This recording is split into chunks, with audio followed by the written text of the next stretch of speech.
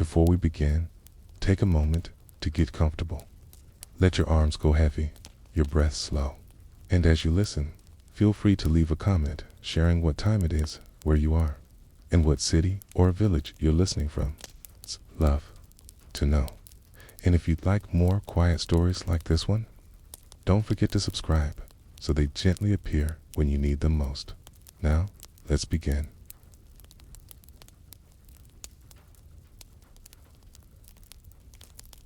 The rain falls softly on a wooden roof, each drop tapping a measured rhythm into the night. You hear it as you step closer, your sandals brushing against the damp stones of a narrow garden path. Lanterns glow faintly along the edges, their light golden, their flames trembling in the breeze. Ahead of you rests a small tea house, its form simple, its walls of plaster and wood unadorned, its roofs sloping gently into shadows. From outside, it seems humble, ordinary, a space for stillness, for tea, for conversation carried no louder than a whisper. Yet beneath its tatami floors, beneath the woven straw that cushions each step, something waits, sealed in silence. You slide open the shade's G door, the wooden frame creaking softly as paper panels shift. Inside, the air is warm, touched with the faint fragrance of charcoal smoke, of incense burned earlier in the day, of cedar beams long aged by seasons. The light is dim, a single lamp glowing in the corner, casting shadows across the floor. You kneel, your fingers brushing the smooth surface of the tatami mat. It feels ordinary beneath your touch, woven reeds, soft but firm. The inspector of history, like the inspector of water, learns to listen for what lies hidden beneath this mat, beneath this floor. Secrets were once sealed. Tea houses in Japan were designed as worlds apart, sanctuaries of simplicity. Their dimensions were often small, no more than 2 tatami mats wide, perhaps 4. The doorway was low, forcing all who entered, whether samurai, merchant, or lord, to bow. The alcove, the tokonoma, held a single scroll, a single flower, each chosen with care. Take the hearth, sunken in the floor, glowed with quiet embers, heating water in an iron kettle. The host moved with ritual, his gestures slow, precise, deliberate. Every object, every step carried meaning. Yet, for some, the meaning extended further. Beneath the ritual of tea, beneath the woven mats, lay hidden compartments, secret chambers, sealed boxes. Pause and let your mind rest in this silence. Imagine the crackle of charcoal, the faint hiss of boiling water, the slow sound of rain against roof tiles. The guests sit in calm, sipping tea, speaking softly of poetry, of the fleeting beauty of cherry blossoms, of the sound of wind in bamboo. None of them guess what lies sealed beneath their knees, but the host knows. He alone feels the weight of what rests there, perhaps documents, perhaps weapons, perhaps relics not meant for eyes. For in times of unrest, even simplicity could not remain untouched. During the Sengoku era, when warlords fought for power and allegiances shifted like clouds, tea houses were not only sanctuaries of culture, but also stages of secrecy. Samurai gathered for tea, laying down swords at the entrance, entering unarmed, equal in posture. Yet, beneath the floors, some tea houses held hidden chambers where armor was stored, where scrolls of strategy were concealed, where treasures of uncertain loyalty were kept. The tatami mats covered all, their softness disguising the hardness below. You imagine one such host, kneeling alone after his guests have gone. He lifts a corner of the tatami mat, slides aside a wooden panel, and reveals a cavity beneath. The air that rises from it is cooler, stiller, carrying the scent of earth. Inside rests a box, its lacquered surface glistening faintly in the dim lamplight.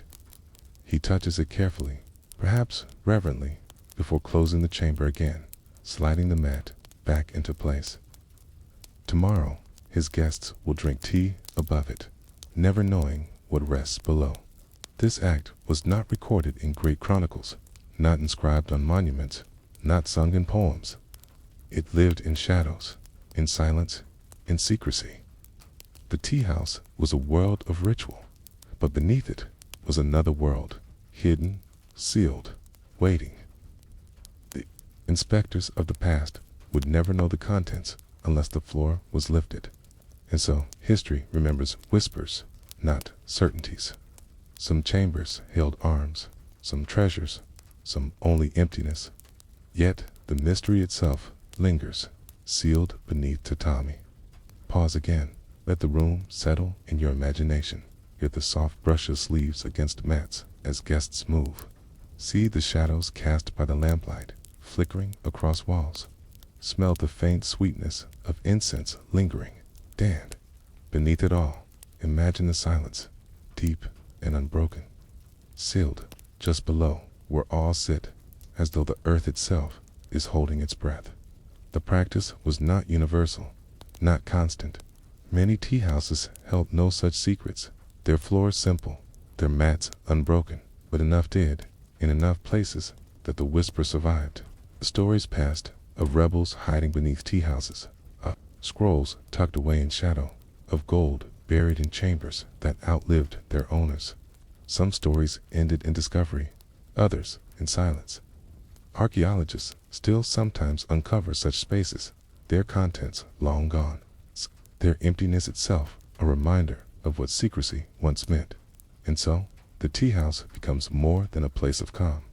It becomes a paradox, a space designed for stillness, yet carrying silence of another kind. A place of openness, yet hiding what must not be seen. A world of ritual, yet shadowed by secrecy.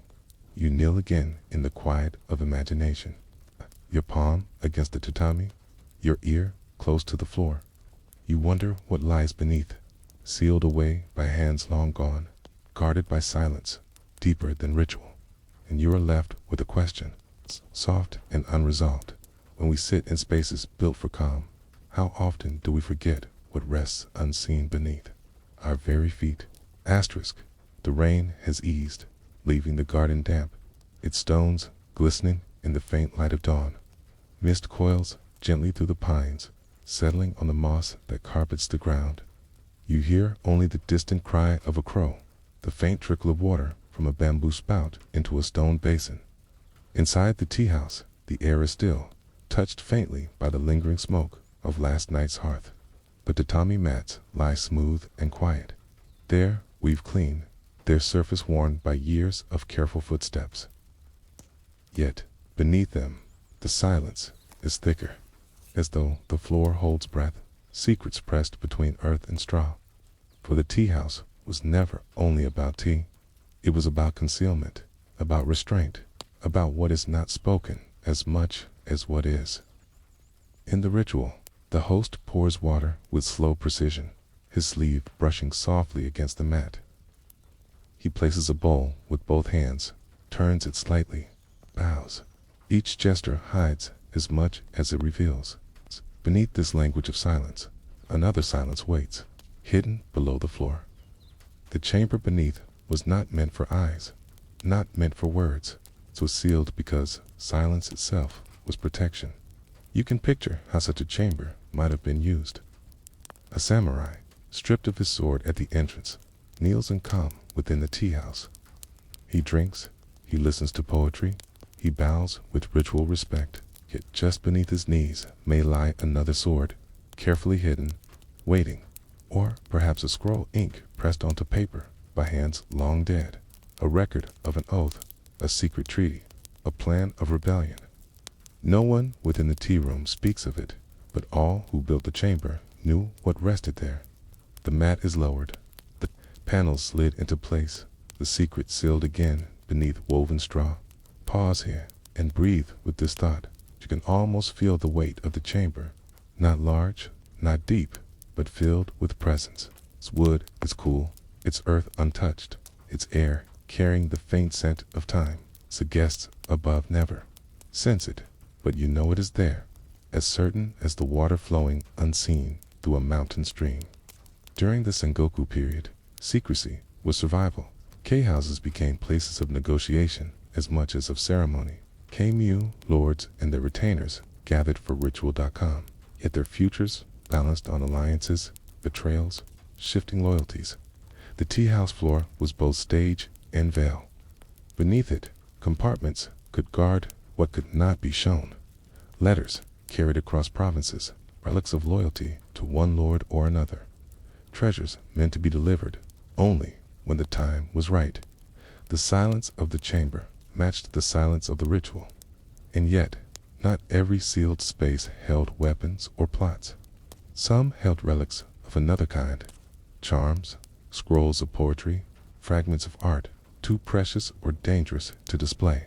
A host might hide a scroll from China, its ink rare, its message suspect, lest it draw unwanted eyes.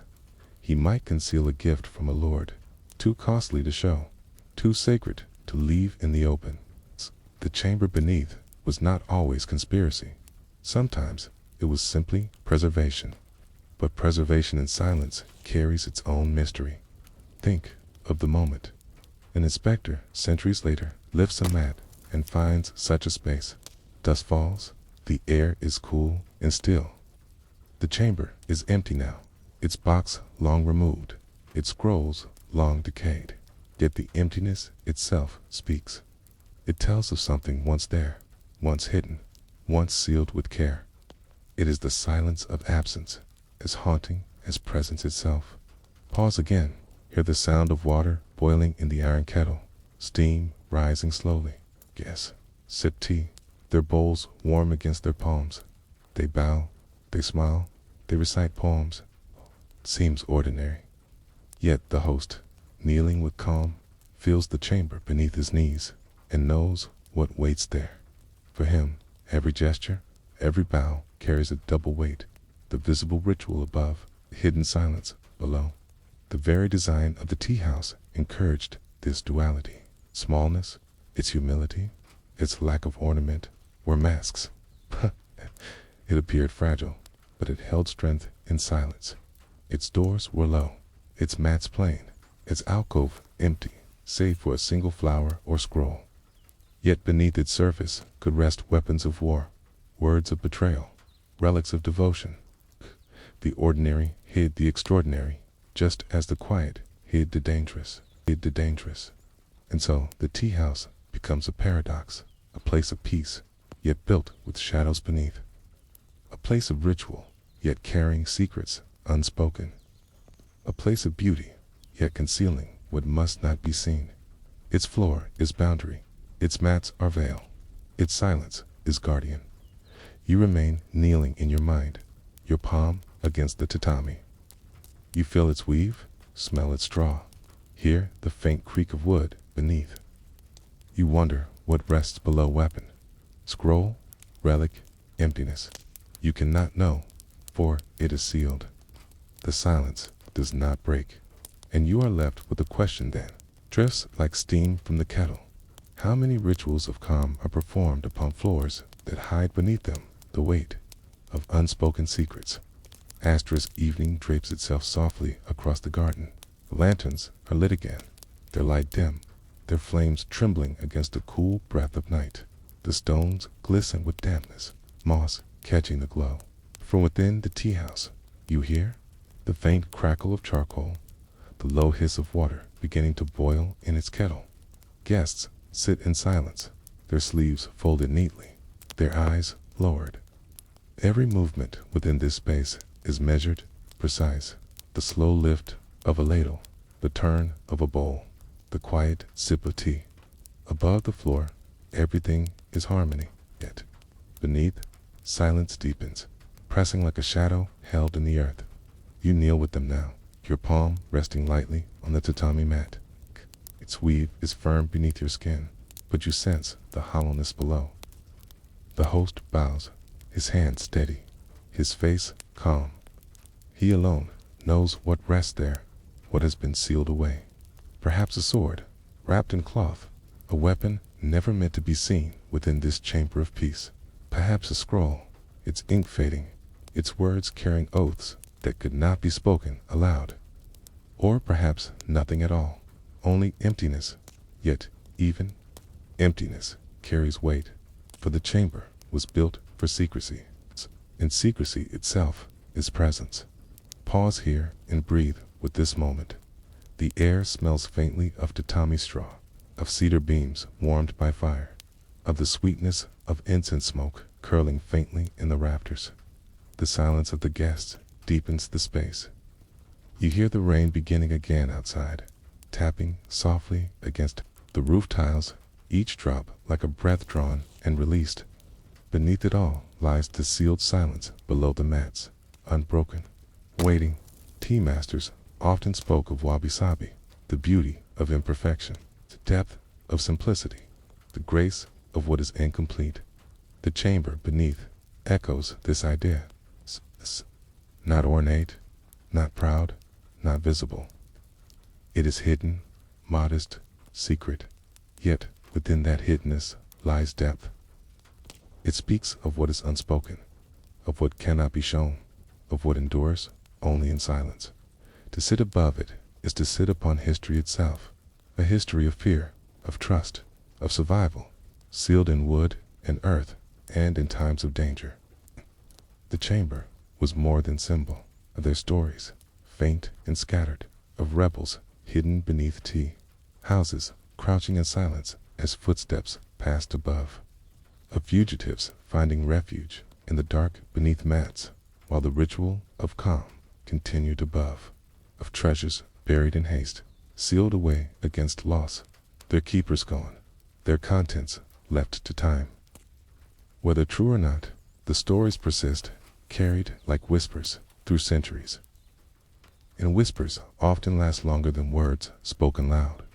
Picture, now the host alone after his guests depart. The lamp flickers low, the kettle emptied, the bowls cleaned and set aside. He lifts one mat carefully, slides open a panel, and the chamber breathes. Cool air rises, faint with the scent of earth.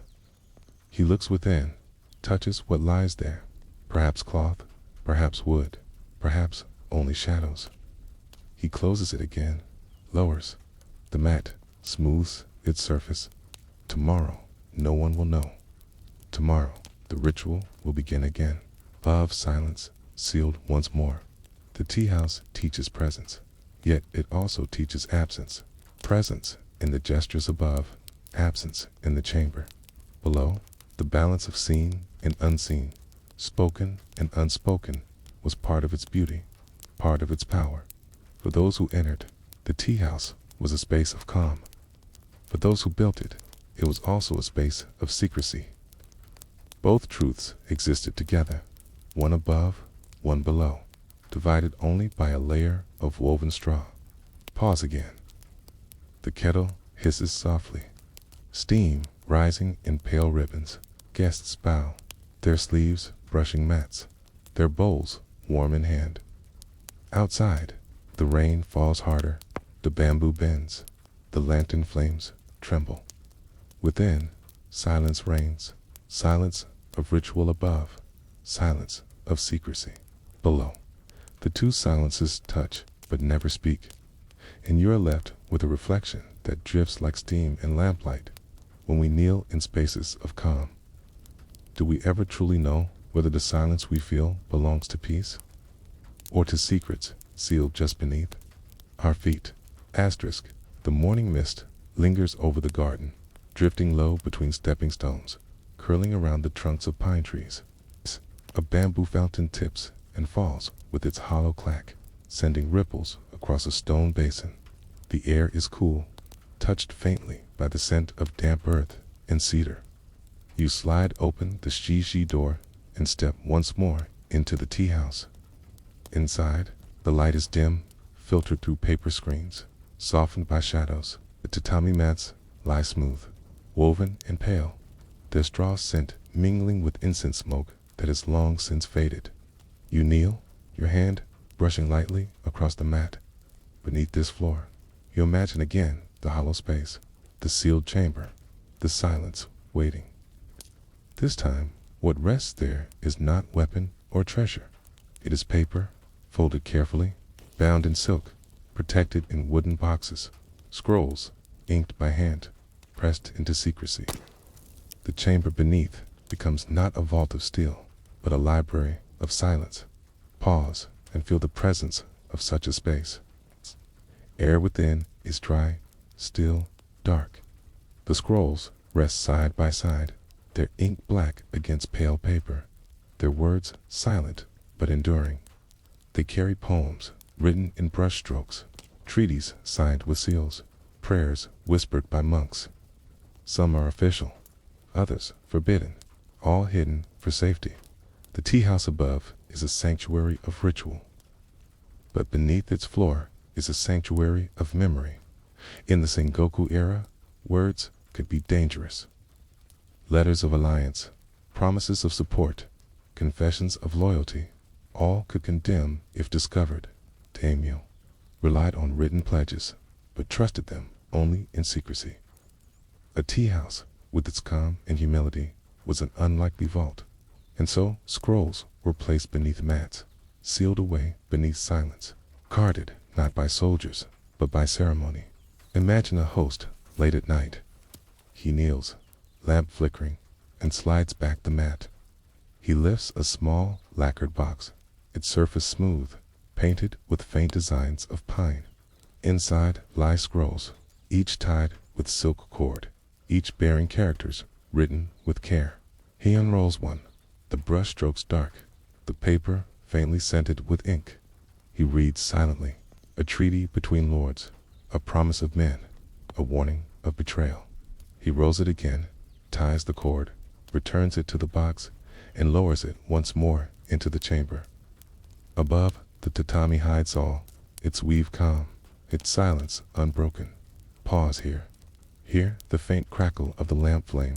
See the slow fall of ash from incense. Smell the faint sweetness of ink on paper.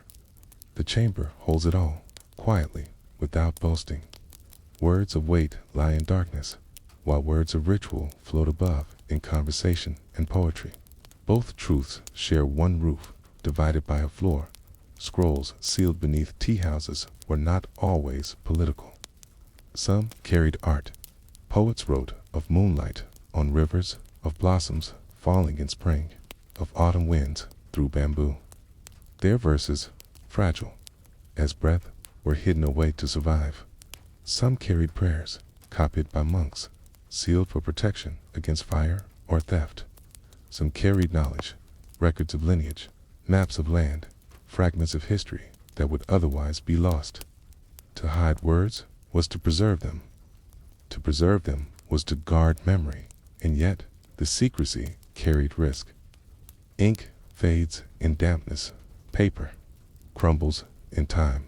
Some chambers, when opened centuries later, yield only fragments, unreadable, brittle, silent. The absence is as heavy as the presence once was. To find a chamber empty is to know that something once survived, something once sealed with care, but gone. Silence holds not only memory or forgetting. You imagine archaeologists lifting a tatami mat long after the tea house has fallen into ruin. Dust rises, the wood creaks, the chamber breathes. They find a fragment of paper, faint strokes of ink still visible. A poem perhaps, a letter, a prayer. It is incomplete, fragile, yet it speaks. Its silence whispers of the hands that once wrote, the hands that once sealed, the hands that once bowed above it in ritual calm. The tea house above remains serene, its rituals unbroken by what lies below. Guests sip tea, speak of blossoms and moonlight, never knowing that beneath them words of war, of poetry, of memory are hidden. The paradox deepens, a place of simplicity, concealing complexity, a space of peace, sheltering words that could ignite war. Pause again. The kettle hisses softly, steam rising into the air. The guests bow, their sleeves brushing tatami, their movements slow. The host pours, his hands steady, his eyes calm. Yet, beneath his knees, rest words sealed away, words too fragile for the world. words too dangerous to show, and you are left with a reflection that drifts like ink dissolving in water. How many of history's whispers were written, hidden, and forgotten beneath floors where silence reigned? Silence reigned. The rain has stopped, and the garden glistens in the stillness that follows. Drops cling to pine needles, to bamboo leaves, to the smooth curve of stepping stones. A faint breeze stirs, carrying the scent of earth newly washed inside the tea house. The air is dry and quiet, thick with the fragrance of cedar beams and straw mats. The kettle on the hearth hums with low, steady sound, its steam rising in pale ribbons into the shadows of the rafters. You kneel again on the tatami, your palm against its surface, and you imagine what lies beneath. Not steel, not gold, but paper scrolls folded and sealed. Waiting in silence. Words carried great weight in medieval Japan. A single brushstroke could change a man's fate. A treaty written by hand could bind allies or doom enemies. A poem could travel across provinces, whispered from one mouth to another, carrying the memory of its author long after he was gone. The ink, black and fluid, was more than color. Its voice preserved on paper. And yet, voice could be dangerous. To speak aloud was to risk being overheard. To write was to risk being discovered. And so, scrolls were hidden. Some were buried in temple grounds. Others were sealed beneath tea house floors, protected by silence and ritual. Imagine the brush. At work, the host bends low over his desk, the lamplight faint, the inkstone glistening. He dips the brush, lifts it with care, and draws characters across paper. The strokes flow slow and deliberate, each curve graceful, each line alive. The room smells of ink, thick and earthy, mixed with faint smoke from the lamp. Outside, the world is loud with war, with alliances, with shifting loyalties. But here, in this quiet space, words are born in silence. When the scroll is complete, he rolls it gently, ties it with silk cord, and places it in a wooden box. The box descends into the chamber beneath the tatami, where earth keeps it cool, where shadows guard it unseen. Pause here. Picture the box, resting in stillness. Its lacquer is dark, its surface polished faintly, its corners bound with iron. Inside lies paper, fragile yet strong, ink pressed into silence, waiting. K. Above, the ritual of tea continues. Case, sip, bowls warm against their palms, sleeves, brushing mats, tear, only the crackle of charcoal, the hiss of steam. But beneath, words lie sealed, carrying weight none above can sense. For some scrolls, secrecy was survival. A letter of loyalty to one lord, if discovered by another, could condemn an entire family. A list of allies, if revealed, could unravel a rebellion. Even poetry carried danger when written in certain contexts. 4 verses could carry coded meaning, references to loyalty, to longing, to hidden intent. The inspector of history can imagine these scrolls beneath the floor, silent but heavy, their ink pressing against the future. And yet, there were scrolls hidden for reasons beyond fear. Some were treasures of art, poems too precious to risk loss. Some were gifts, words of gratitude or devotion that the receiver wished to preserve in secret. Some were records of land, of family, of teachings passed down from master to student. For families who lived through uncertainty, a sealed chamber was both vault and memory. Pictured in air centuries later, kneeling where his ancestor once sat, he lifts the mat, slides open the panel, draws forth a box. Dust rises. The air is cool. And still, he unties the silk cord, unrolls the scroll. The ink has faded, but the words remain. They carry a poem written by a hand long gone, or a prayer whispered by a monk in another age, or a treaty that once shaped the fate of provinces. In that moment, the silence breaks. and memory returns. Pause again and let the scene linger. Chamber breathes, faint with the scent of earth. The scroll rustles softly, its paper thin but enduring. The ink strokes curve across the page like the flow of rivers, black against pale fiber. The air bows, not to the words alone, but to the presence of those who once sealed them away. But not every chamber opened yields survival. Many yield only absence. Paper decays in dampness, ink dissolves in time. Some boxes hold nothing but fragments, brittle as ash, silent as dust. The absence itself becomes story, a story of what once was, what once mattered, what was once preserved with care but could not endure. Emptiness speaks as loudly as words when discovered beneath. Tatami.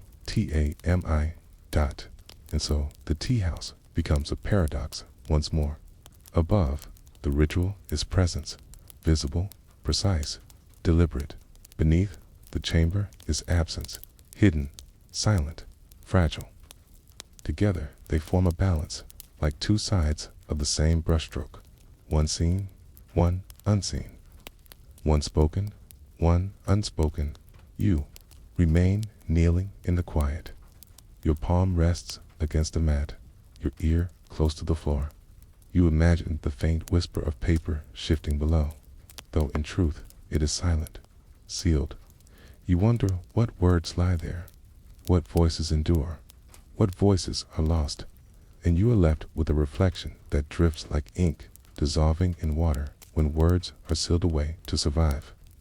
Do they remain alive in silence, or do they vanish the moment no one remembers to lift the mat and read them again? Asterisk evening returns again, soft and gray. The rain has ceased, but the roof tiles of the tea house glisten with dampness, and the garden stones gleam as though polished by time itself. Lanterns are lit, their glow warm and fragile, their flames trembling against the cool air. The bamboo fountain tips and falls, its hollow strike echoing in the stillness. Inside, the air is heavy with calm. The kettle on the hearth hums, its steam rising in threads of silver that vanish into the dim rafters. You kneel on the tatami mats, and once more you sense the silence below. Within the chamber, beneath wood and straw, scrolls rest in shadow, their presence fragile, their memory uncertain. Scrolls were more than ink and paper. They were voices preserved in silence. The brushstrokes of a poet carried the rhythm of his heart. The signatures of lords bore the weight of provinces. The faintest line of ink might hold the fate of a family, the history of a region, the longing of a soul. But voices written are voices vulnerable. Fire, damp, insects, neglect, all could undo what the brush once preserved. Key to seal a scroll beneath the floor was to protect it, but also to consign it to silence. For as long as it lay there, unseen, it was forgotten by the world above. Pause and imagine the chamber now. The air is cool, unmoving. The wooden box rests in stillness. Within, the scrolls lie side by side, tied with cords of silk, their fibers faintly scented with cedar and ink. Centuries pass in silence, the floor above worn smooth by footsteps, the tatami replaced again and again. Guests bow and sip tea, speaking of blossoms and moonlight, never knowing the weight of memory sealed just below their knees. The chamber becomes a tomb of words, preserving them and forgetting them in the same breath. In some stories, such scrolls were rediscovered by accident. A fire consumes a tea house, its mats burned away, its walls collapsed. In the ruins, beneath charred beams, a box is found, its lacquer is scorched, its silk cords blackened, but inside the scrolls remain, their words faint but alive. Treaty, once thought lost, emerges again, altering the story of a province. A poem once whispered returns to light, carrying its beauty centuries further. The fire that destroys also reveals, and memory rises again from silence. But more often, rediscovery yields only fragments. Archaeologists have lifted mats, slid open panels, and found boxes empty, scrolls reduced to dust, their ink vanished into fibers that crumble at a touch. The emptiness is haunting. It speaks of care once given, of secrecy once needed, of a presence now gone. Silence is heavier than words, for it holds not only forgetting, but the memory of forgetting, too. Find absence is to feel presence more strongly, as though the scroll itself lingers in the air, unseen but not unremembered. Pause here. Imagine unrolling a scroll centuries old. The paper is thin, its fibers rough, its ink faded. The characters curve faintly across the surface, some whole, some broken, some vanished into whiteness. You trace them with your eyes, your lips whispering the words, though their meaning is fragmented. The voice of the writer returns, faint, uncertain, fragile. It is not whole, but it is enough. It's enough to remind you that once, beneath this floor, a man bent over paper by lamplight, brush in hand, heart in ink. Enough to remind you that silence can hold memory as surely as presence. For the Japanese tea house, ritual was always about balance, the balance of presence and absence, of simplicity and depth, of silence and voice. The scrolls beneath echoed this balance. Above, guests recited poetry, spoke of blossoms and autumn winds. Their words carried on the air. Below, words were sealed, their voices held in silence. Both belonged to the same space, divided by a thin layer of woven straw, and yet one cannot help but wonder what voices never returned, what treaties remained unseen until they crumbled, what poems were lost, their beauty never read again. The tea house preserved, but it also concealed. Its silence was protection, but it was also forgetting. Now, picture the host one last time. The guests have gone. The lamp flickers low. He kneels, lifts the mat, slides the panel aside. He touches the box, lifts it gently, unties the cord. He unrolls a scroll, its ink black, its paper smooth, its words alive. He reads in silence, perhaps a treaty, perhaps a poem, perhaps a prayer. He rolls it again, ties the cord, lowers it back into shadow. Tomorrow, it will remain hidden once more, sealed beneath the floor. Of tea will be poured, bowls lifted, poems recited. Lo, silence will endure, will endure. The chamber, then, is both vault and grave. It preserves, but it buries. It guards, but it silences. It remembers, but it forgets. To sit above it is to feel this paradox, the weight of voices unseen, the fragility of memory, the endurance of silence. Pause once more. Hear the kettle hiss, see the steam rise, smell the faint sweetness of straw and cedar. Beneath you, the chamber breathes softly, holding scrolls that may live or may already be dust. The silence is deep, unbroken, timeless, and you are left with a reflection. Unresolved, drifting like mist across the garden. When memory is sealed away in silence, does it endure for the future, or does it vanish the moment no one remembers? To lift the mat and read it again.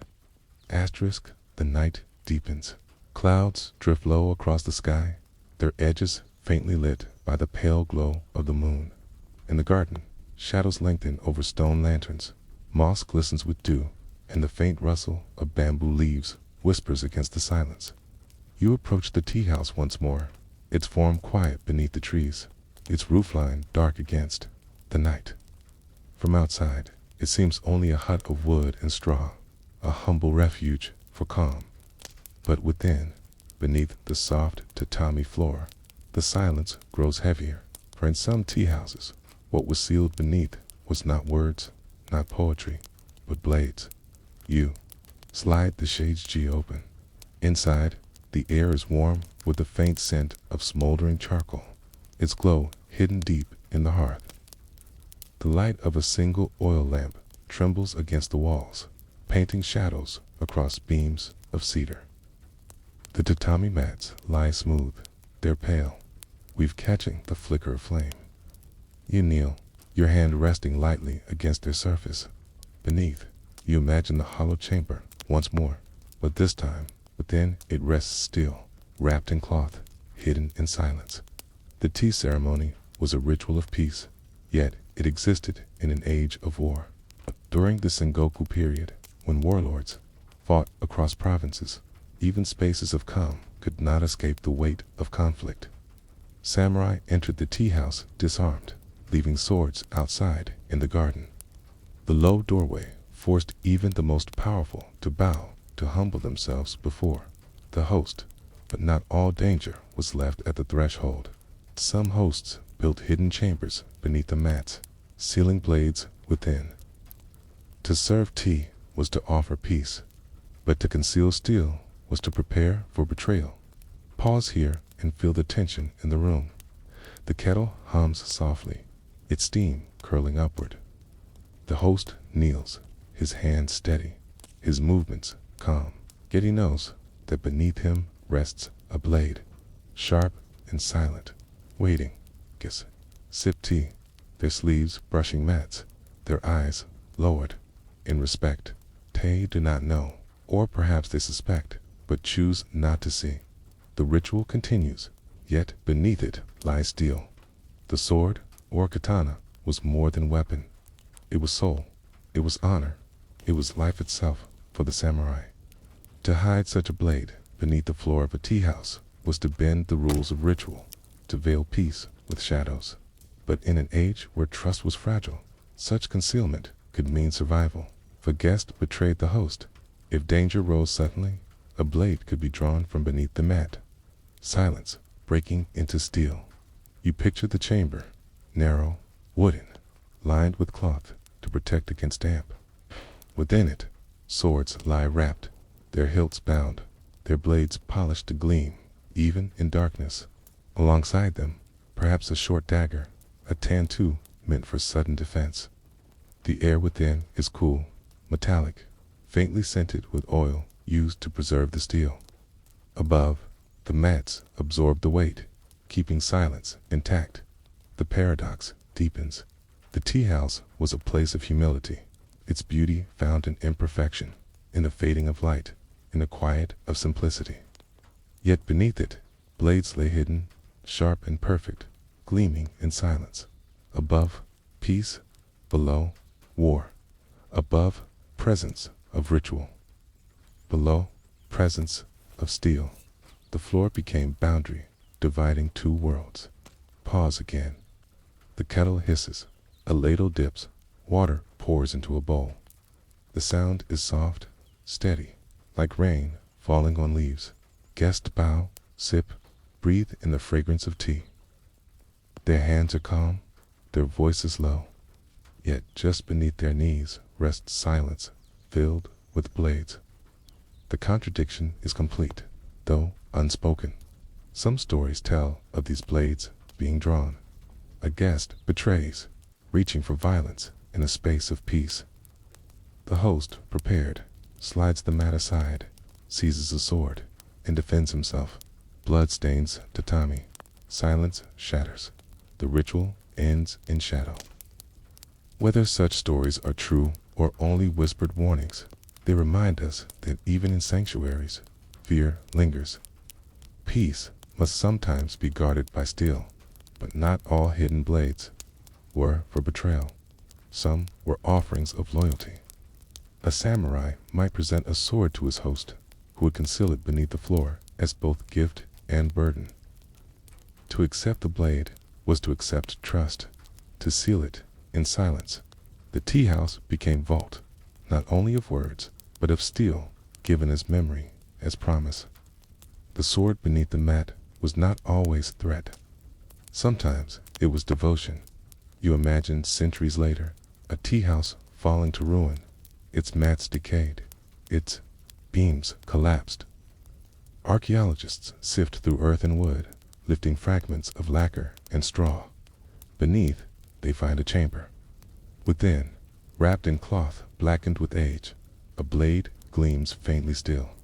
Its steel is darkened, its edge dulled, but its presence is undeniable. Okay?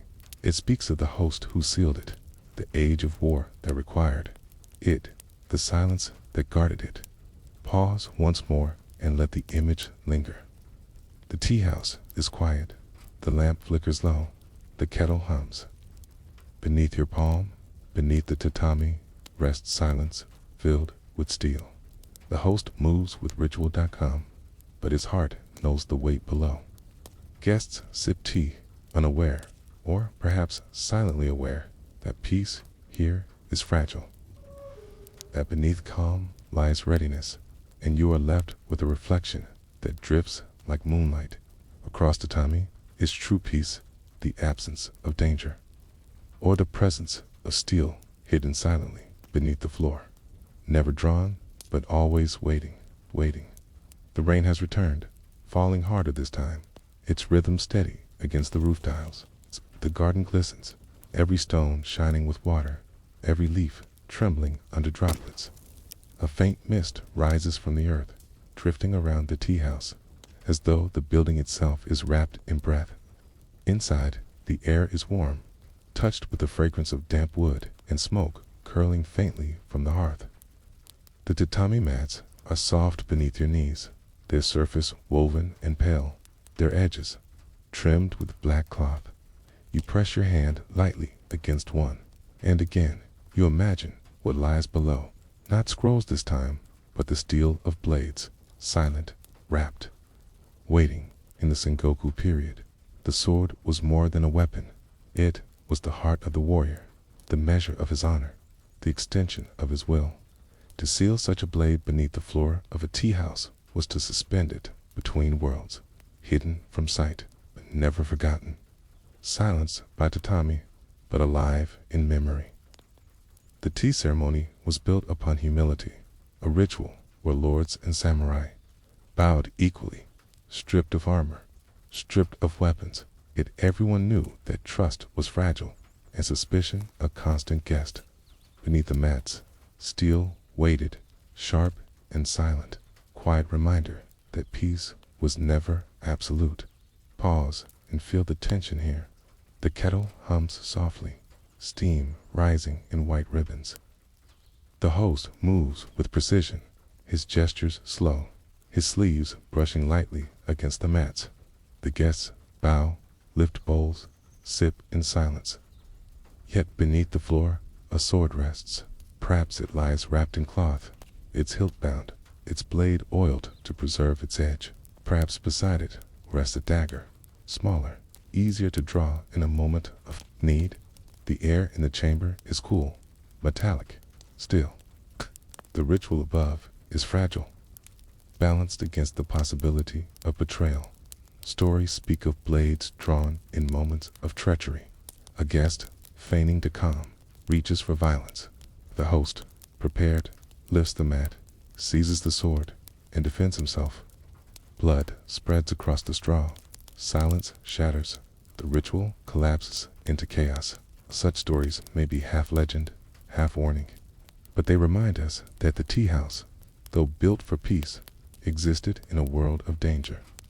To conceal steel was to acknowledge that peace must sometimes be guarded by readiness, and yet not all blades beneath the floor were meant for sudden violence. Some were hidden as offerings, entrusted by samurai to their hosts. To gift a sword was to gift trust, to place one's soul in another's care. The host might lower such a gift into the chamber, sealing it beneath the tatami as both honor and burden. Above, guests drank tea, spoke of blossoms and poems, unaware that beneath their knees lay a weapon of loyalty, waiting in silence. Pause here. Imagine a chamber holding not one sword, but several, a small arsenal sealed away. Blades meant to arm allies in secret. Perhaps in times of rebellion, tea houses became safe havens, their mats concealing steel from men who could not carry it openly. The tea ceremony itself provided cover. Its ritual, calm, masking preparation. To drink tea was to honor tradition. To seal blades beneath the floor was to prepare for the future. The paradox was sharp, like the steel itself.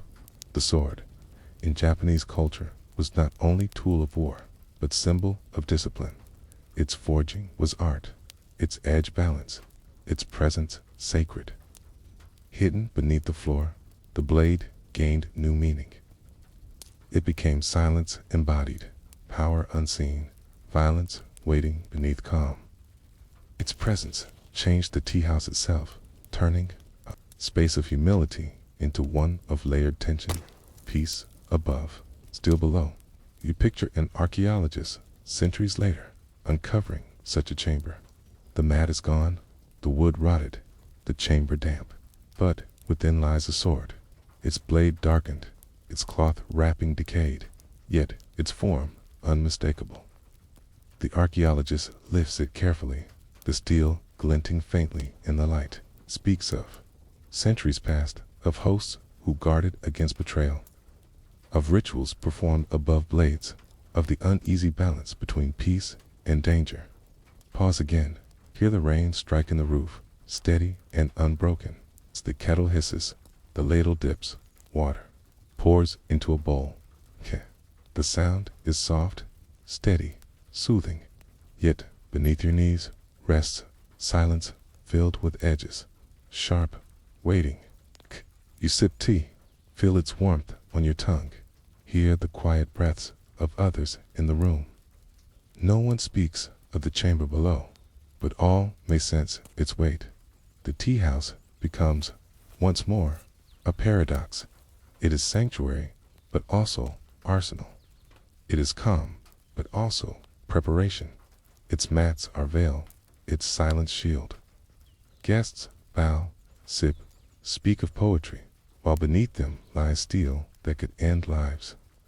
The beauty of impermanence, the philosophy of simplicity, the devotion to silence, all are shadowed by the presence of hidden blades. And so, you remain kneeling, your palm against the tatami, your ear close to the floor.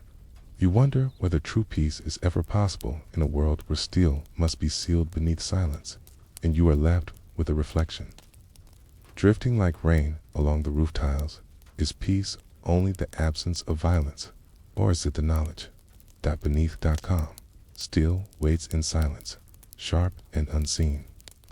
Asterisk, the night has grown deeper, but the rain has eased, leaving the air damp, the earth dark and fragrant.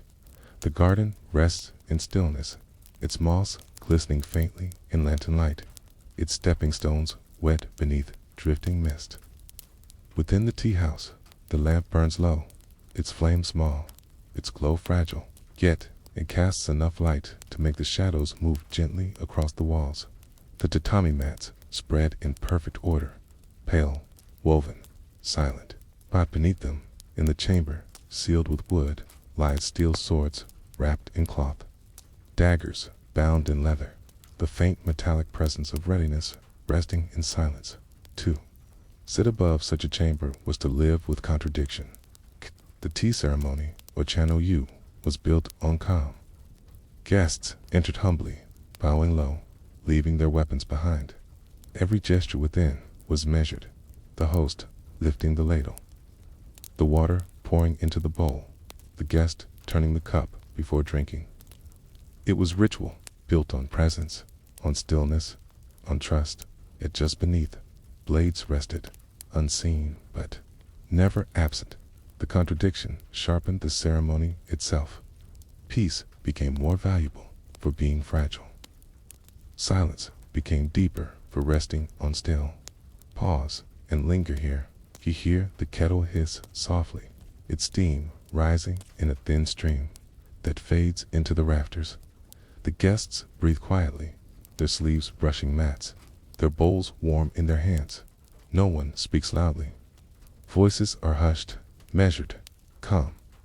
Yet beneath their knees rests steel sharp enough to end the ritual in a heartbeat.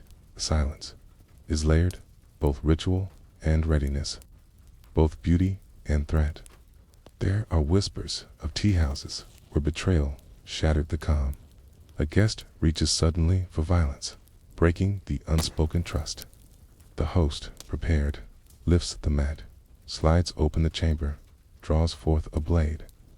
Steel gleams in lamplight, silence shatters, tatami stains dark. The ceremony, meant for peace, collapses into conflict. These stories may be partly legend, warnings passed through generations. But their persistence suggests a truth. The tea house was never entirely free of the world's dangers. Even in sanctuaries of calm, steel waited beneath silence, and yet, not all hidden blades were drawn in anger. Some were preserved as relics, passed from one generation to the next, sealed away in trust. A sword given as gift might be hidden beneath the floor, not for use, but for safekeeping. To lower it into the chamber was to honor both the weapon and the bond between giver and keeper. In this way, steel beneath the tatami could be memory, devotion, inheritance. It was not only edge, but echo. Picture now a host at dusk, kneeling alone. The guests have gone. The bowls cleaned, the kettle cooled. He lifts the mat with careful hands, slides aside the panel, and reveals the chamber. Aside lies a sword, its hilt bound with cord, its blade wrapped in cloth, its presence unmistakable. He lifts it, feels its weight, unwraps the cloth, just enough to see the gleam. The steel reflects the dim lamplight, sharp, alive. He bows his head, then wraps it again, lowers it once more into shadow, and closes the chamber. The ritual above remains unbroken, but beneath it, readiness endures. Pause again and breathe with this moment. The lamp flickers, the kettle clicks. As it cools, the scent of straw and cedar fills the room. Beneath your palm, the tatami is warm from the heat of the room. Oh my God. But you sense the coolness beneath. The silence of steel, waiting in shadow. The sword was often called the soul of the samurai. To hide it beneath the floor of a tea house was to veil the soul itself, to place it in silence, to prepare without boasting. Its presence was both reassurance and burden. It reassured the host that betrayal could be met with defense. It burdened him with the knowledge that even here in ritual.com, violence was never entirely absent. The chamber beneath was both shield and shadow. Centuries later, some of these blades have been found, rusted, dulled, their wrappings decayed, yet their forms enduring. Archaeologists lift them carefully from earth and wood, their edges glinting, faintly in light once more. They speak not only of war, but of the strange paradox of peace built on readiness. They remind us that silence often hides sharpness, that even sanctuaries can carry steel in shadow. Now, picture the tea house again. The guests sip tea, their voices low. The host moves with quiet grace, his gestures measured, his eyes calm. Side. The rain falls lightly once more, tapping against the roof, whispering in the garden. Inside, silence reigns, yet beneath it, steel lies waiting, silent, but never absent, never absent. And you are left with a reflection that drifts like the hiss of steam in the quiet room. Is peace truest when it stands alone, untouched, all when it endures above the shadow of blades, hidden but always present, sharp beneath silence. Asterisk, the morning. Mist clings low to the garden, curling around the stone lanterns, dampening the moss, softening every outline.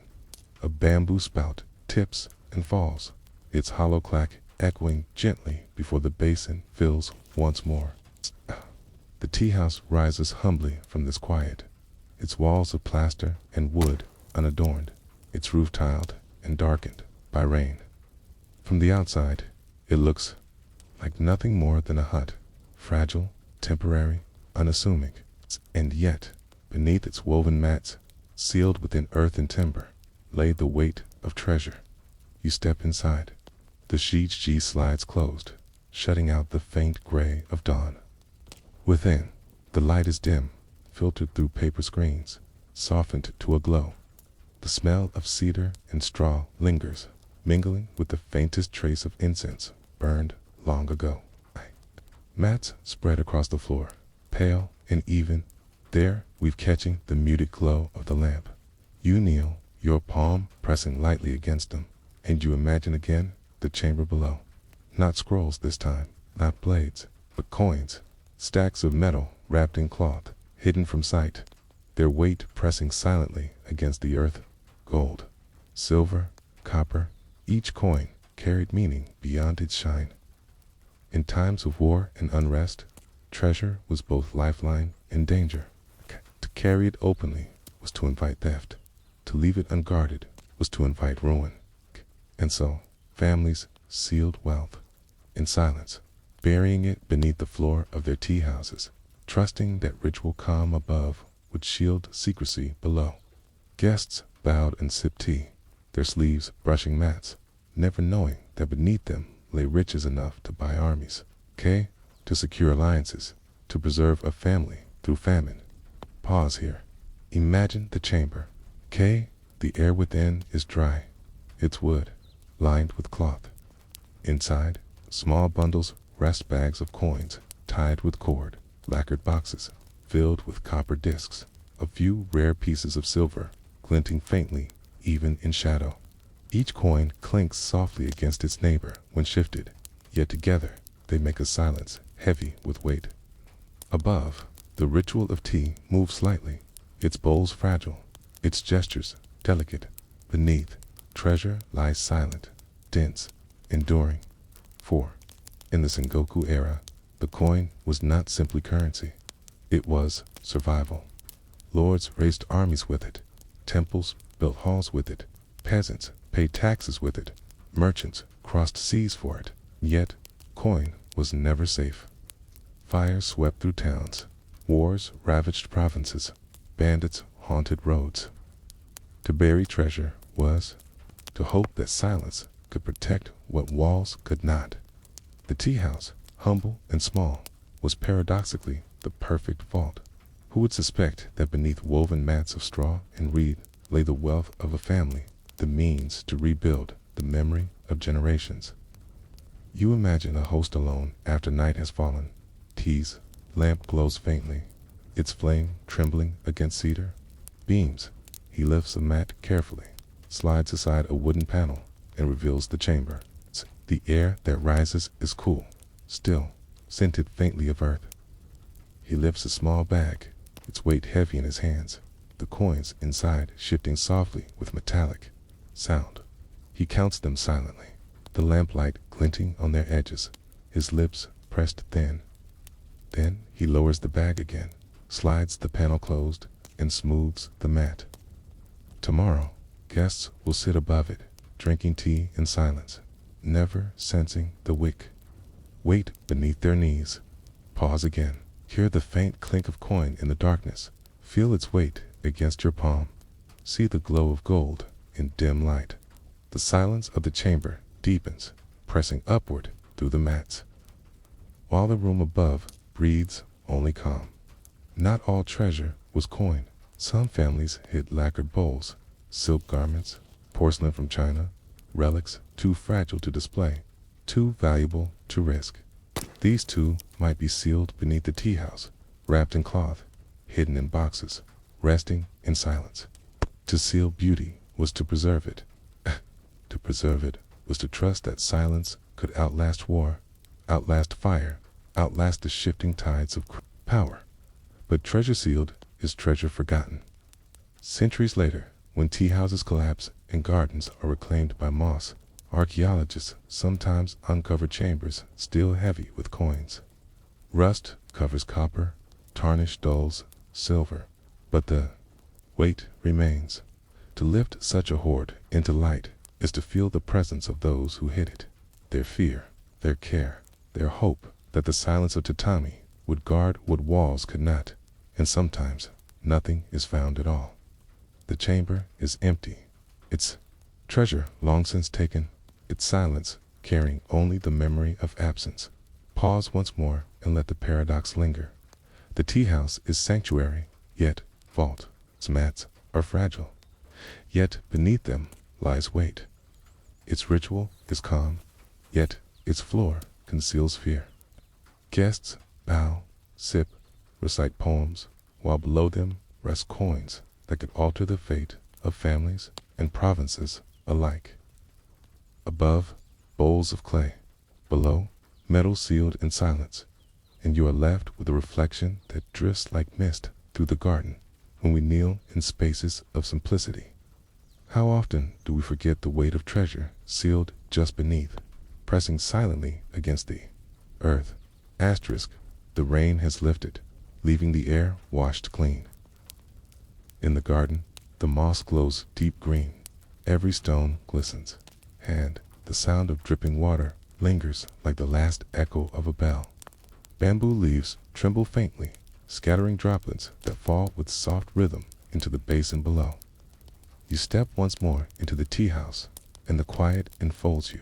The tatami mats spread pale and even across the floor, their woven fibers faintly fragrant, their surface smooth.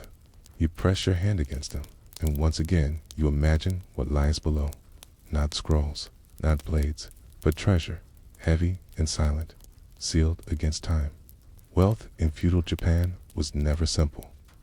Coins, though small, carried power enough to shift the course of families and lords. They were the means by which armies marched, temples rose, alliances were bought, betrayals secured. Gold and silver were rare, copper more common, but each piece was more than metal. It was promise, survival, burden. To possess treasure was to live with fear of its loss, fear of theft, fear of betrayal by those closest. And so, some chose silence as guard. Beneath tea house floors, treasure rested unseen, unspoken, waiting. Pause here. Picture the chamber. Its wood is lined to keep out damp, its corners reinforced with care. Within lie small bags tied with cord, lacquered boxes sealed with wax, each heavy with coins. Some glint faintly, even in darkness, their surfaces worn smooth by hands long gone. Okay, others lie untouched, wrapped still in cloth, as though waiting for the moment they will be lifted again. Above, the tea house breathes calm, its guests sipping tea, its host pouring water with steady hand. Below, wealth waits in silence, pressing its weight into the earth. The burden of wealth is heavy in ways beyond physical. To hide it is to live with secrecy, to walk each day with knowledge that beneath your floor rests more than enough to tempt. Betrayal. Hosts who sealed treasure beneath their tea houses must have lived with double silence. Silence in ritual above, silence of coins below. Each bowl of tea poured, each guest welcomed, carried a shadow. Was this guest a friend, or one who, if they knew, might covet what was sealed beneath? The paradox deepens. The tea house, a space meant for openness and equality, becomes also a vault of secrecy and fear. Imagine a host in the dead of night. His guests are gone, the hearth cool, the lamp dim. He kneels, slides aside a mat, lifts the panel and reveals the chamber. The air is cool, scented faintly of earth and metal. He lifts a bag, feels its weight in his hand. The coins clink softly, their sound sharp in the silence. He counts, his lips moving without voice, his eyes glinting in lamplight. Then he lowers them again, ties the cord, closes the chamber, smooths the mat. Above, the floor looks unchanged, but below, wealth waits, and with it, the burden of secrecy. Pause again and hear the sound of coins shifting. A faint metallic clatter, quickly stilled, as though the treasure itself resists being disturbed. The silence that follows is heavy, pressing against the room above, as though the chamber breathes slowly, guarding its contents. Not all treasure was hoarded for greed. Some was meant as inheritance, sealed for children not yet born. Some was kept to rebuild after war, to restore land after fire, to secure families through famine. Wealth hidden in silence was not always for power, but for survival. The tea house, with its plain walls and humble form, became paradoxically the safest vault. A fortress would invite attack. Tea house would invite no suspicion. But time is relentless. Some chambers, opened centuries later, hold only fragments. Coins corroded green, their edges eaten by damp, their surfaces rough. Others hold emptiness, their treasure removed long ago, their silence now hollow.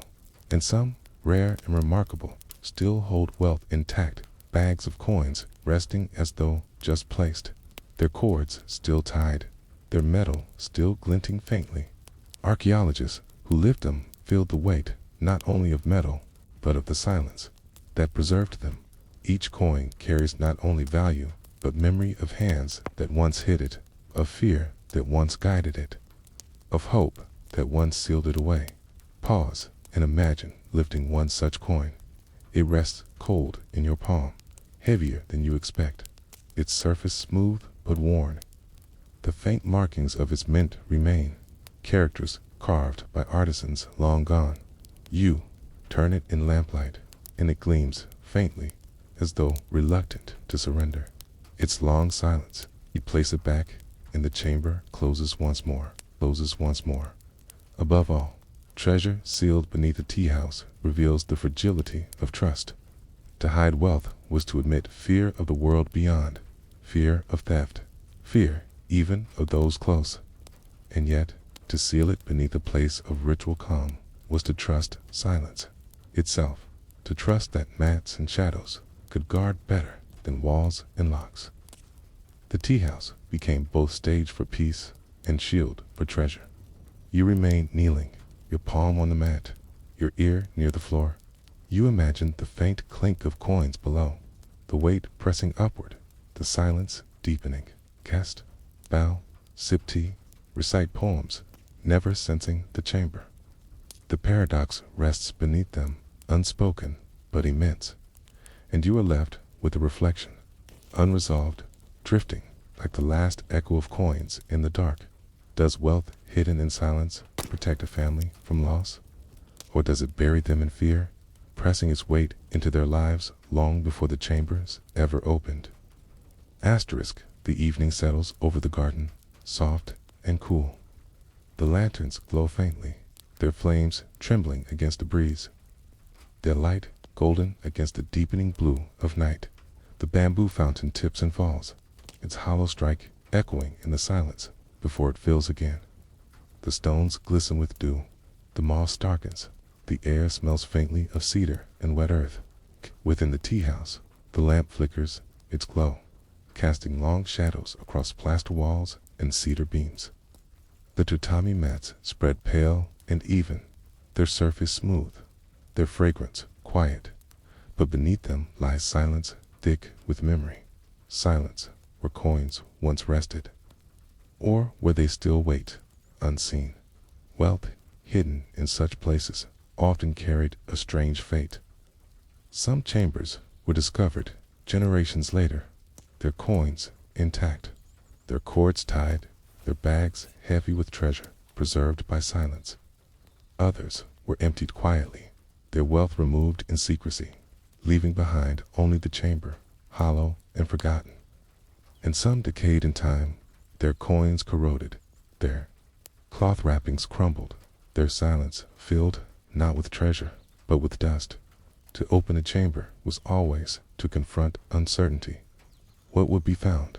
Weight of metal, emptiness, or the echo of what once was? Pause here.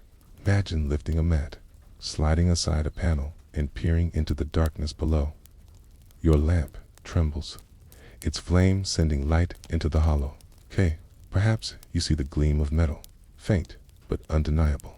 Perhaps you see only cloth blackened with rot, brittle and empty. Perhaps you see nothing at all, only the smooth wood of a chamber long since emptied. Each possibility carries its own silence. Treasure discovered is heavy. The treasure lost is haunting. Emptiness is heaviest of all. The irony is sharp.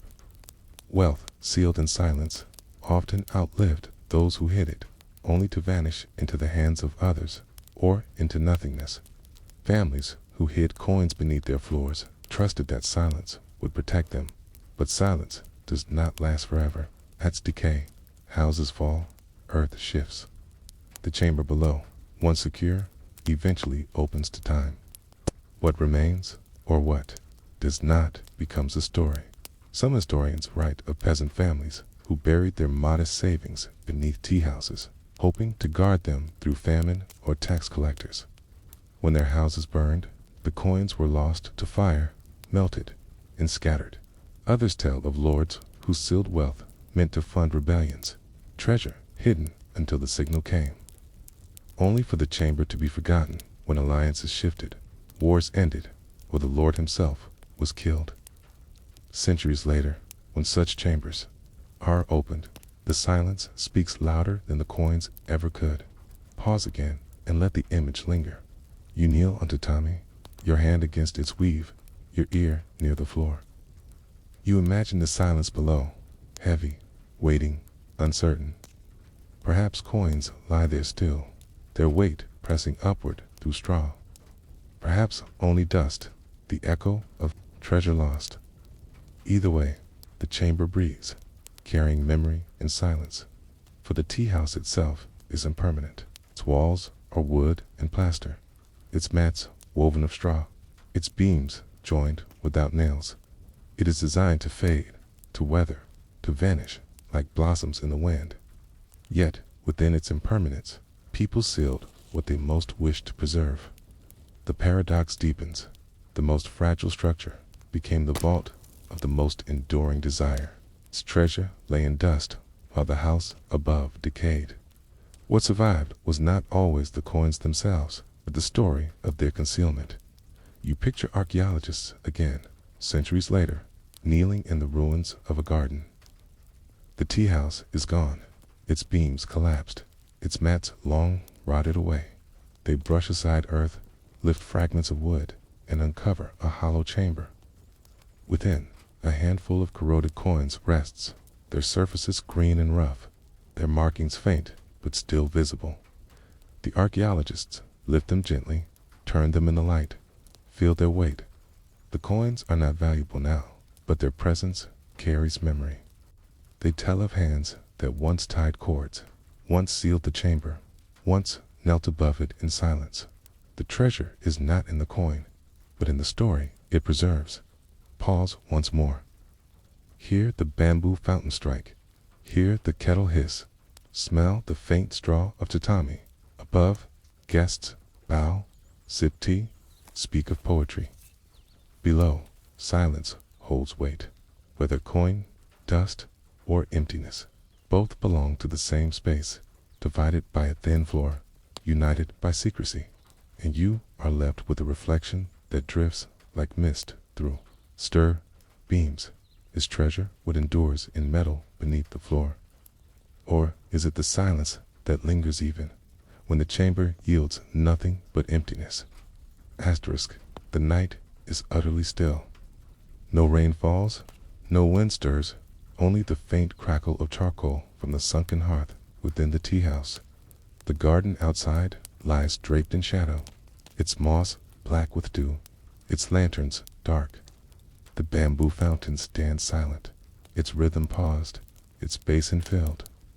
The world feels as though it has stopped breathing, and the silence presses heavily against the walls. Inside, the tatami mats stretch pale in the glow of a single lamp. There, weave smooth, there, fragrance faint. You kneel upon them, and you imagine, once again, the chamber beneath. But this time, what rests there is not coin, not scroll, not blade. It is bone. The thought lingers with weight. Beneath floors built for ritual.com, beneath mats meant for humility and equality.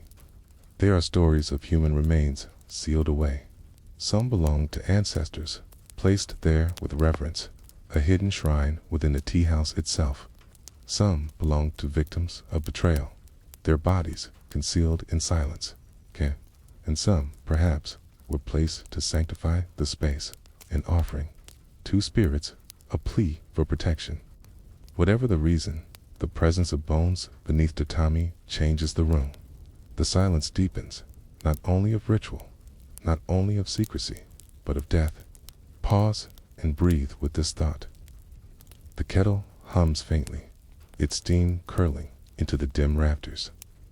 The lamp flickers, casting shadows across beams of cedar.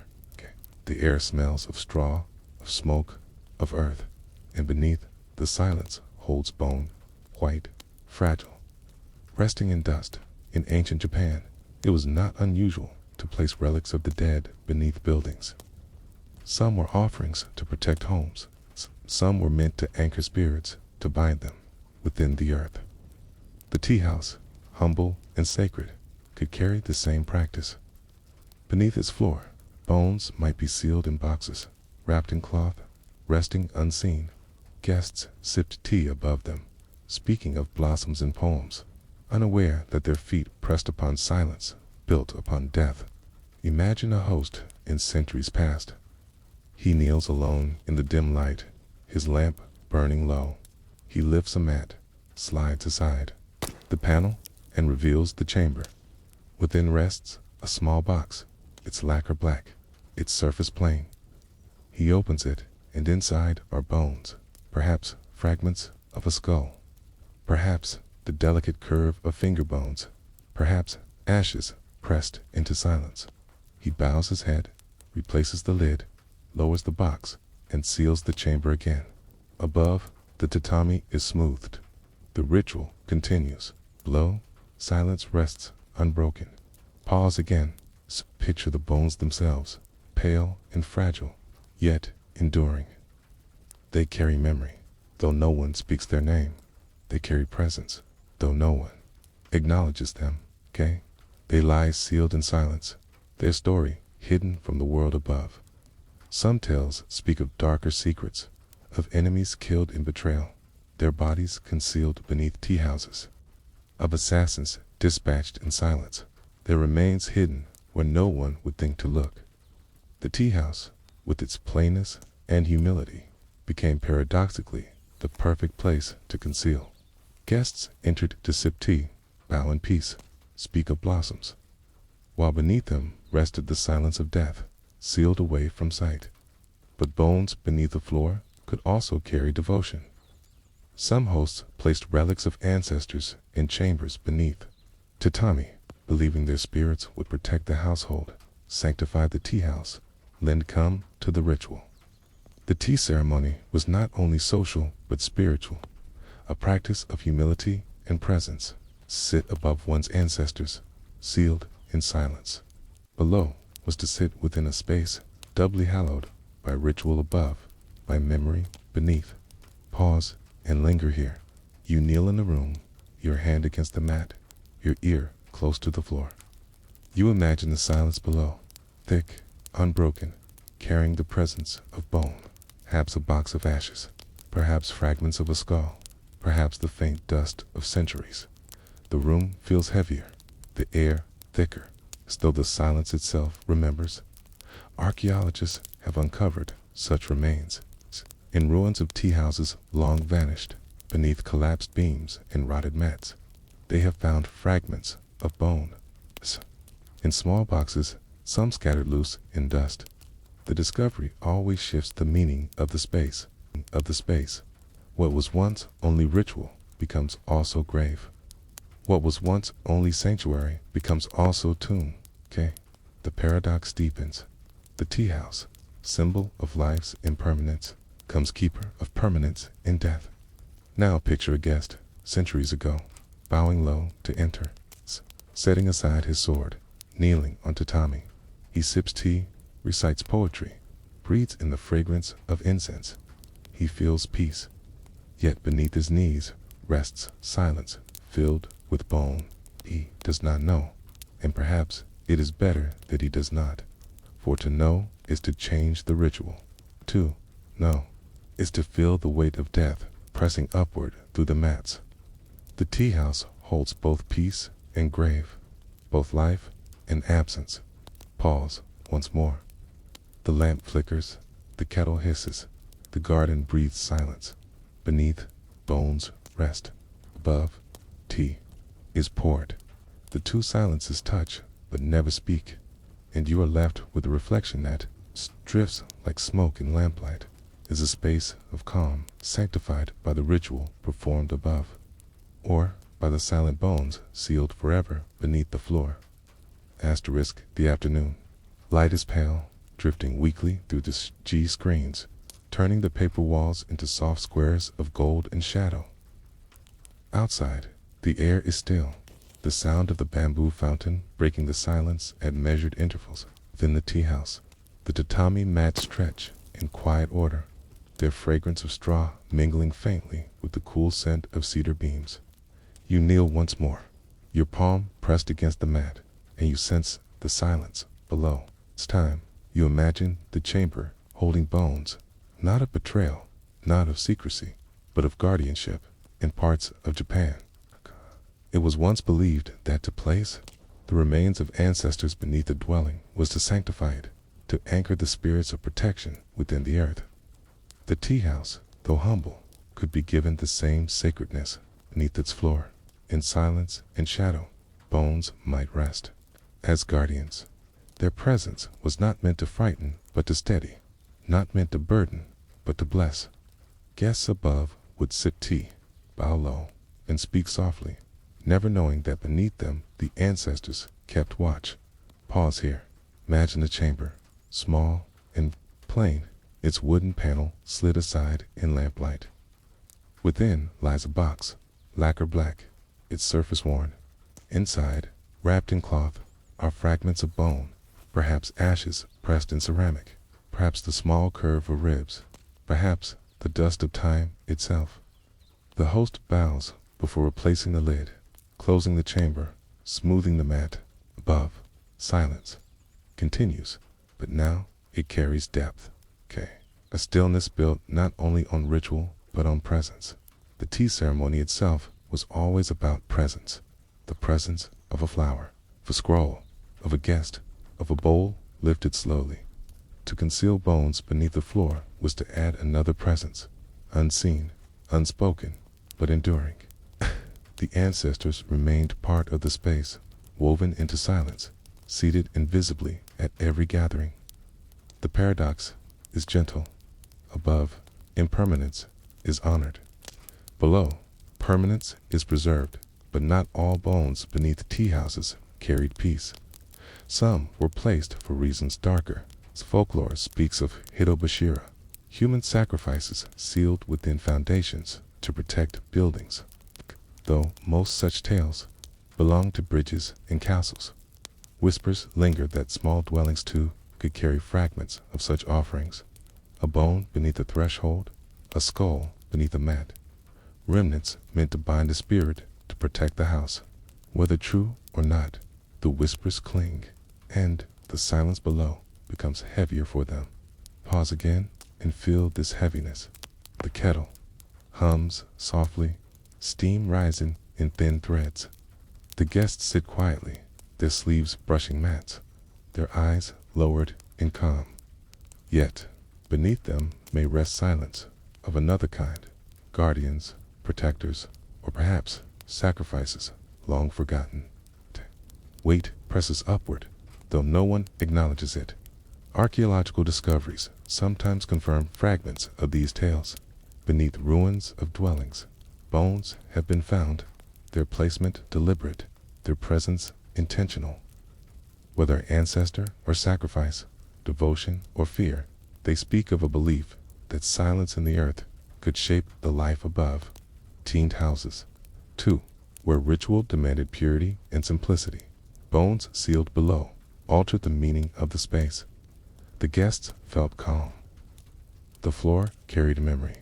Imagine again the host, late at night. His lamp burns low, its flame trembling. He kneels, lifts the mat, slides the panel, and reveals the chamber. He bows before it, his hands folded. He does not disturb the box. He only acknowledges it. For within lie those who guard, those who anchor. The chamber is not to be opened often. That silence is sacred.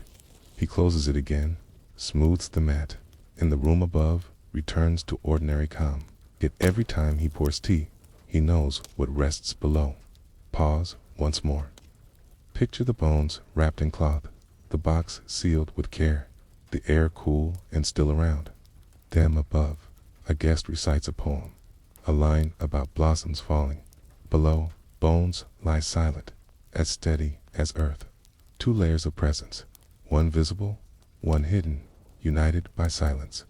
The paradox deepens. The tea house is impermanent by design, meant to fade like flowers, to weather like wood, to vanish like smoke. Yet beneath it lie bones sealed to endure, to remain, to preserve. The structure is temporary. The guardians beneath are eternal. The ceremony honors the fleeting moment. The chamber beneath anchors it in permanence. And so you remain kneeling, your hand on the mat, your ear close to the floor. You hear only the hiss of steam, the breath of silence, the faint creak of wood.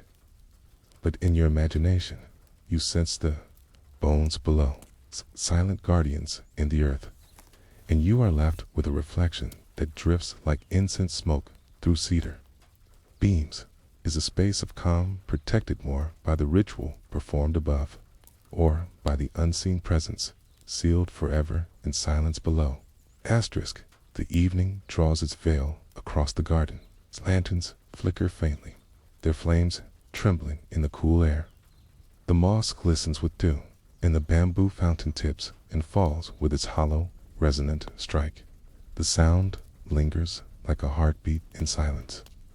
Inside the tea house, the lamp burns low, its glow golden, its shadows long. The tatami mats stretch pale across the floor, woven in order, fragrant of straw. Yet, beneath them, silence deepens. Within, the chamber lies not coin, not scroll, not steel, but bone, fragile and enduring, or perhaps only the absence where bone once rested. For bones beneath floors seldom remain whole.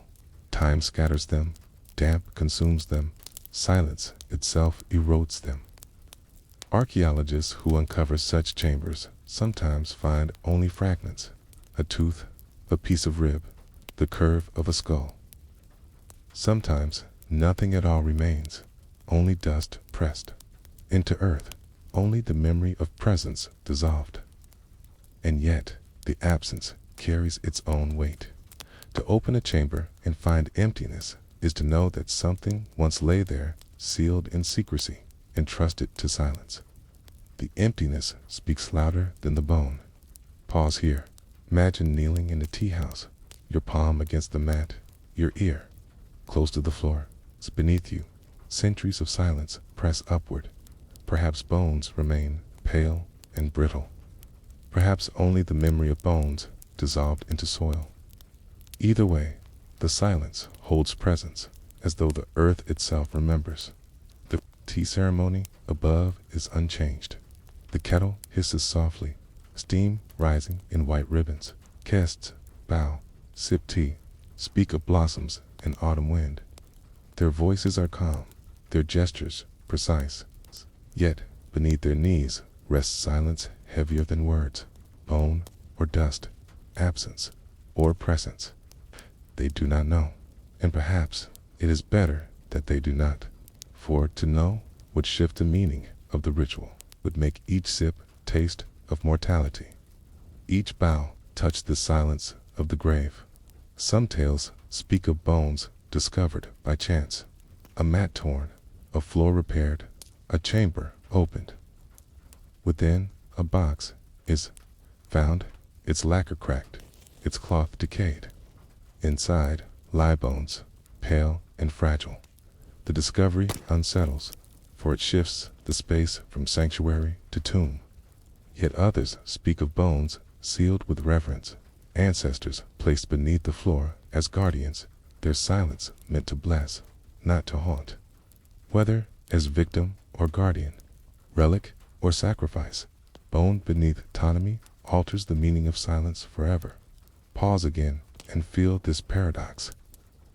The tea house was built to honor impermanence, to celebrate the fragile beauty of a flower, the fleeting taste of tea, the moment that cannot return. Yet beneath its floor lie bones sealed for permanence, anchored to outlast centuries, entrusted to endure. The ritual above honors the fleeting. The chamber below clings to the eternal. Together, they create a silence layered with contradictions. Imagine again the host, alone at night. His lamp flickers, its flame trembling. He kneels, lifts a mat, slides aside the panel. The chamber breathes cool air. Within lies a small box, plain and worn.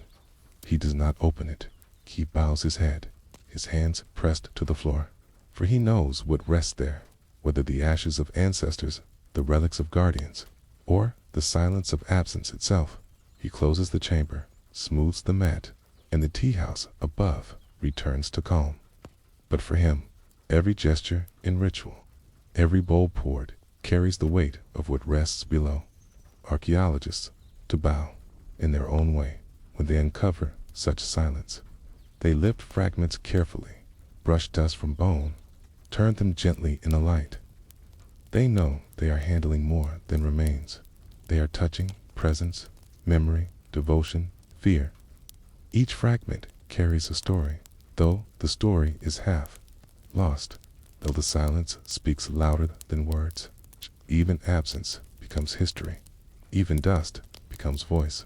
Pause once more. Hear the kettle hiss. Hear the bamboo fountain strike. Smell the faint sweetness of straw and cedar. Beneath you, silence breathes. Within it may rest bone, or only the shadow of bone, the shadow of bone. Yet both are presence, both are weight. The tea house above remains sanctuary. Guests bow, sip, smile softly. The host moves with grace, his hands steady, his eyes calm. Yet beneath, silence carries mortality, memory, guardianship. Paradox endures unresolved, and you are left with a reflection that drifts like smoke in lamplight.